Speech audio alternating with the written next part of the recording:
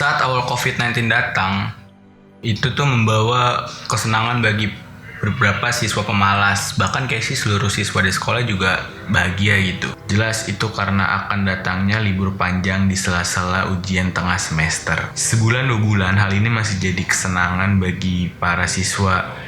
Namun ada beberapa aspek yang tidak terpenuhi seperti uang jajan dan waktu bermain di luar rumah. Masa-masa di rumah ini pun menjadikan siswa itu menjadi mati gaya ya, soalnya ya nggak bisa ngapa-ngapain lagi kan gitu di rumah. Masukin 6 bulan pandemi, hal ini tuh ngebuat kayak seluruh siswa tuh mau banget masuk sekolah, terutama ya anak kelas 11. Ya banyak yang bilang masa kelas 11 itu adalah masa bahagianya anak SMA.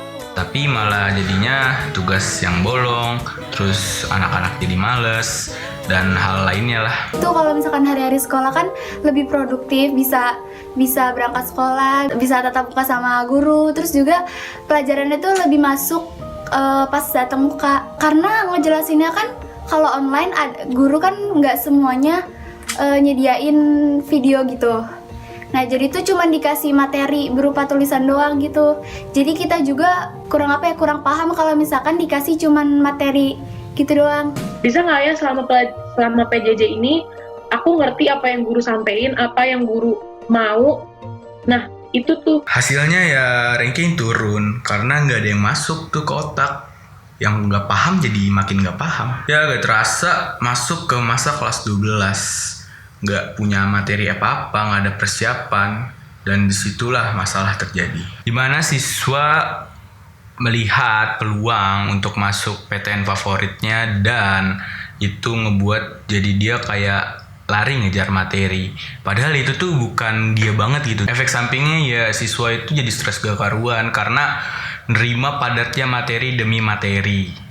Hal itu ngebuat dia jadi anxiety, mager, dan kembali rebahan. Ngerasa kayak gini tuh wajar gak sih? Ternyata yang ngerasain hal kayak gini itu banyak.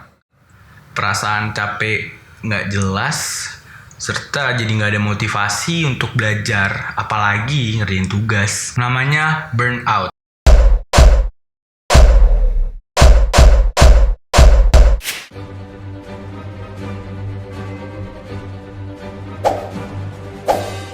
Burnout biasanya terjadi tuh karena keseringan kerja atau kerja terus menerus atau hard working dan ngebuat ini menjadi kitanya stres dan frustasi karena udah over.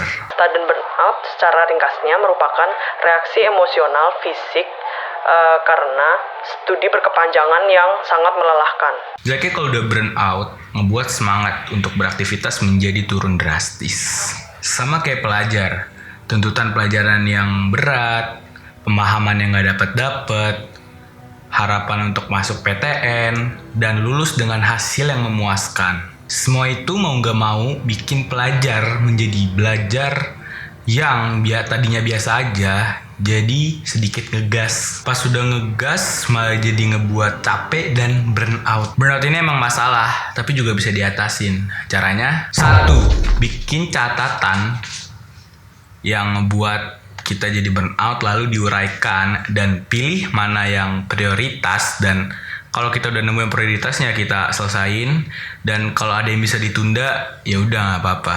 2. Cari tahu detail alasan kenapa hal itu menjadi penting dan harus diselesaikan, dan kalau udah ketemu itu bisa dijadiin sebagai motivasi. 3. Kalau udah ketemu mana yang penting, cepet-cepet lakuin gitu biar nggak numpuk. 4.